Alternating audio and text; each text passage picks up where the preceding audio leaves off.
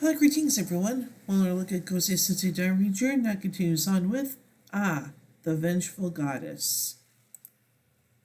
After she is freed from Mirror Makeup Artist, Kujaku hangs out with the Diary Rangers at an aviary.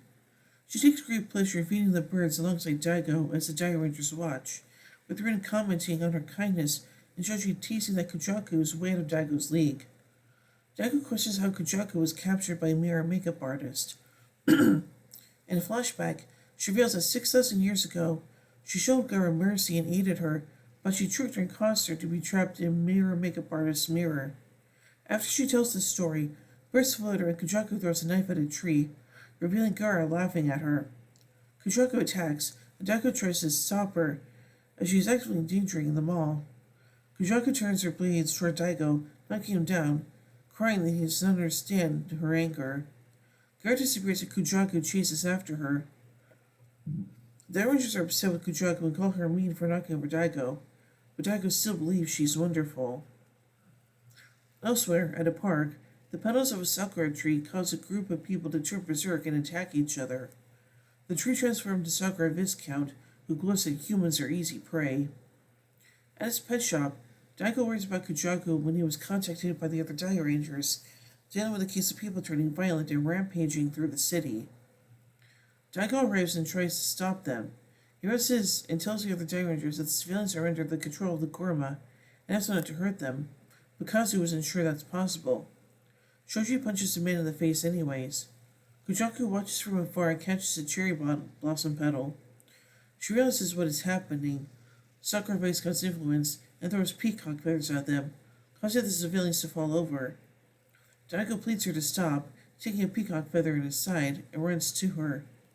Kujaku states that compassion will lead to defeat, and she must seek revenge against Gara before teleporting away. At headquarters, the team are healing up, Kazu probing his face while Rin helps Ryo, and discussing about Kujaku's actions. Kaku reflects that her personality is being corrupted by what happened 6,000 years ago. Rin says that Kujaku's actions are unforgivable, but Ryo simply says they should find the Gorma. Believed to do so, Bukaku decides to tell Daigo that while Kujaku has the point in saying compassion is a weakness, having compassion is what makes a true warrior. They decided to contemplate and train self-discipline. Later, Kujaku finds Sakura Viscount possessing immunity to his powers. She asks where Gara is. Gara then appears and challenges Kujaku. Kaku says a devastating amount of power within the two of them, and thus dispatches the Diary Rangers. Kaku senses a devastating amount of power within two of them, and thus dispatches the Diary Rangers. They fight, using Yo power and blade against Ki power and knives. After clashing blades, Kujaku uses Ki to toss a bench at Gara, who responds with a flame laser. Kujaku uses her peacock fan attack.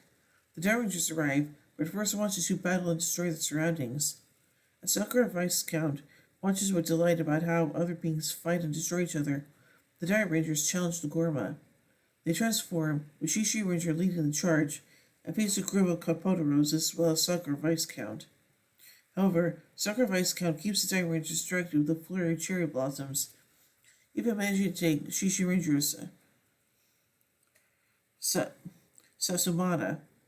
Shishi Ranger eventually defeats the Gorma with his Lion Fist empty innocence attack and Diamond Rod Peacock Cut. Sacrifice can use the growth bomb to grow giant, and the Diary Rangers form Direno to battle. Direno ignores Sacrifice comes petal flurries, and a single sword strike, Direno destroys the Gorma. Later, Daigo visits the museum. At the icon of the Peacock Buddha, he brandishes Kujaku's feather and wonders where she is. He sees a vision of her getting injured and struggling, and she promises they will meet again. Daigo pleads with her to return to her gentle, merciful self once more. Oh, poor Daigo. So I think this episode is pretty interesting, and we get to learn some more about the backstory between Kujaku and Gara, which is pretty nice. So yeah. So overall, I give the Vengeful Goddess 4 Mango Swords out of 5. Anyway, tune in with us till the next episode. Magnet Gauss.